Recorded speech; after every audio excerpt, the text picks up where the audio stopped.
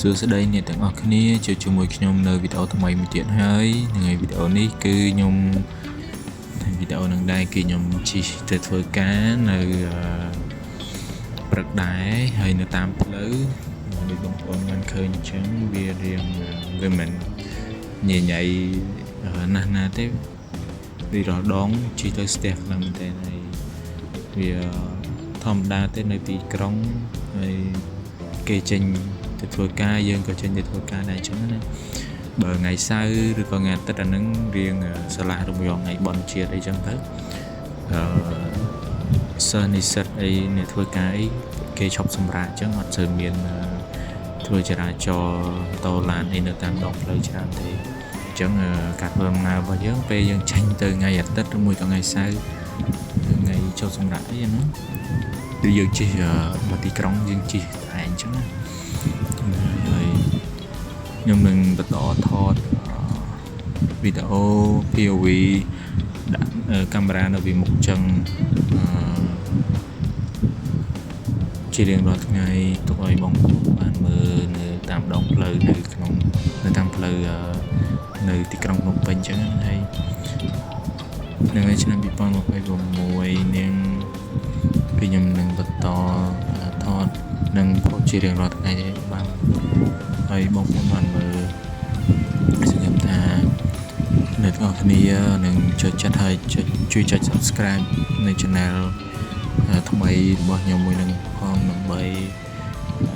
លើកទឹកចិត្តខ្ញុំឲ្យថតវីដេអូបាននឹងជារៀងរាល់ថ្ងៃចឹងណាហ្នឹងហើយពេលដែលខ្ញុំមានបេតន័យខ្ញុំនឹងធ្វើ vlog ឬមួយក៏ថតជិះតាមផ្លូវនៅផ្លូវផ្សេងអញ្ចឹងណាហ្នឹងហើយនឹងកន្លែងដល់លេងអីចឹងទៅជាមួយគ្នាណាមានពេលច្បាប់ពីការងារចឹងទៅយើងអាចមានពេលដើម្បីផលិតវីដេអូផ្លែៗដែរប៉ុន្តែដោយសារខ្ញុំអត់មានពេលអញ្ចឹងបងប្អូនមើលវីដេអូខ្ញុំហើយជានេះខ្លះអាចនឹងធុញដោយសារគាត់អត់សូវជឿចិត្តមើលវីដេអូនៅតាមផ្លូវអញ្ចឹងគាត់ជឿធុញដោយសារខ្ញុំជិះផ្លូវរៀងនៅជិះតាមផ្លូវដែរអញ្ចឹងស្អាត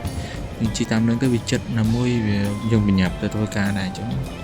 យើងអាចជិះផ្លូវផ្សេងនៅមួយក៏វៀងទៅមើលឲ្យបងប្អូនបានឃើញនៅផ្លូវ